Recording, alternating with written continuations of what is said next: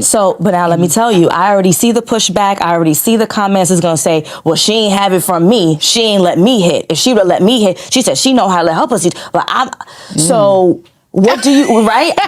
That's, I can already envision it. So what do you say to women who say, I don't know how to make my pussy talk. I don't know what moves. Like, how do they learn? Yeah. They're going to get into Patreon. Right. So I have this class. Don't teach too much. I got you. All So right. I have this class. It's called Masturbation and Squirting 101. And it's a really good basis for multiple things. It's a great, even if you know how to, even if you've had an orgasm before, it's a great place to start because it teaches you the extent of how to really incorporate masturbation in all different types of things. Masturbation is a great tool to learn how to strengthen your orgasms and elongate them as well. So like you can have a 5-minute orgasm, you know, like you can, yeah, absolutely.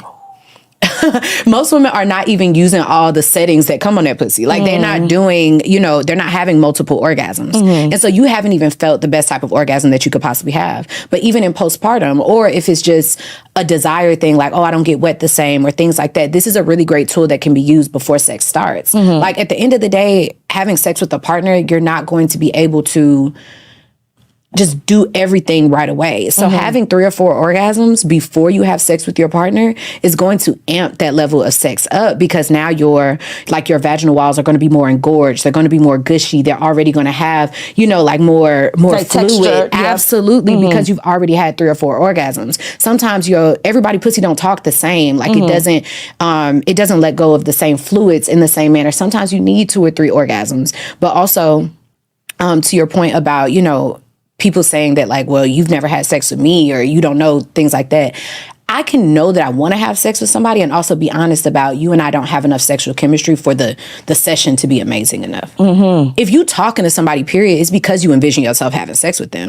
If I'm talking to you, it's because I absolutely am rooting for you to hit this pussy. I'm rooting for you. Eventually. Absolutely. But just because I'm attracted to you doesn't mean that you have created arousal for me. Yes. And even if I'm aroused, it's only going to be good if you actually desire it. There is a lot of lust that's involved in it. And like, we try not to say that like good sex doesn't have lust in it. That's just temporary. No, like everybody want a little lust. You want your husband to be like, yo, I saw you on this show. Bring your ass over here. Like you want, you know, everybody want a little, you know? And so I think that a lot of people think that just having sex with someone that you want to have sex with is enough. I know I want to have sex with you, but have we actually created the environment? Can we actually be comfortable enough to say, we absolutely want to have sex with each other, but we really need to set the vibe so that way it's a session. You know what I'm saying? Like, men, they dicks be getting soft during sex as well. Yeah. Because they're not really aroused either, you know? Absolutely. Absolutely. So can we just pivot a little bit in regards to that for men? So I know that a lot of your viewers are women, but I do know for a fact that you have a significant male following. So what are some of the techniques or strategies or conversations that you have that are targeted towards men?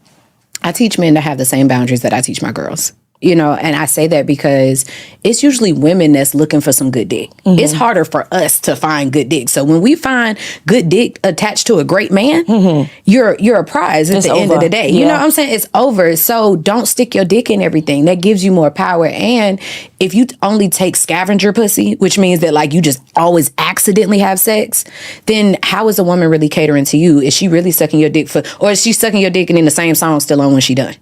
Like, are you getting what you deserve? Like for your body? Can you get a woman to do the things that you really desire in the bedroom? Or do you always feel like you got to take it whenever she offers it? I don't like easy men. You know what I mean? Like, because it's just like, it's given like you don't even know that you a hot commodity, you know? And so I tell them the same things, definitely with boundaries, but also making sure they get into toys. And I say that because a body cannot replace a toy, period. They're 2 different feelings, but whoever gives the orgasm, that's who gets credit for the orgasm. So if you use a toy on me and I'm sitting there or whatever, in my mind is saying that he gave me that orgasm. I'm not like, oh, that was the rose, not you. No. And most men aren't doing it. So you already set yourself apart. Like she's going to be going up the walls crazy for you. Like you're going to get more trust from her because you're not intimidated by her pleasure and all the things that it can unlock. But also, you know that if you can't last 6 rounds back to back, or if you like, oh, well, if you suck it again, I can do it again.